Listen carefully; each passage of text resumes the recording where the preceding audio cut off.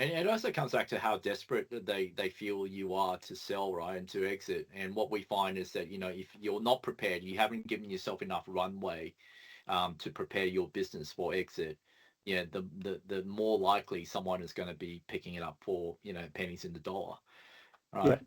And so, and one of the other aspects that we come across, Mitchell, was that, someone who's been running a business for like 30 plus years, um, they've been promising their stay-at-home spouse that they're going to close up shop by, 65, and they come up to 64 and they haven't done anything about it.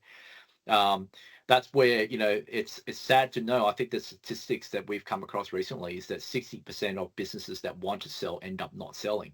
Yep.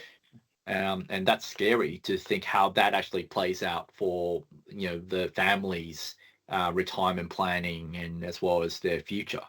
100%. And it's a real issue, I mean, I get it. You spend so much time running your business and you think about it 24/7 and you go home and you're still thinking about it. And there's not the available bandwidth for you to sit there and say, okay, what are my goals in 1 year? What are my goals in 2 years? What are my goals in 3 years?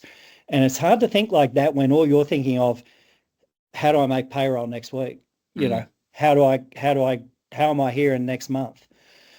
And that's where outside advice can really help you, where that person can take that pressure off you.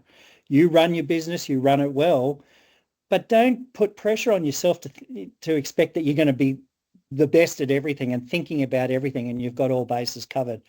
What I find is a collegiate attitude. You might be a sole business owner, but ultimately you're not operating as a sole business owner, because if you want to pass this on, or if you want to sell it, or if you want to do something with it or maximize the value, you need a bunch of people helping you to make the value out of that business. And it could be, how am I managing my tax affairs and how am I doing that effectively?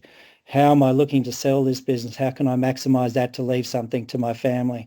How can I put my business in the best position that my kids might be able to come and take it over and carry on the legacy and add new ideas? So you really need someone to come in and sit there in an independent view and say, look, this is what you need to do.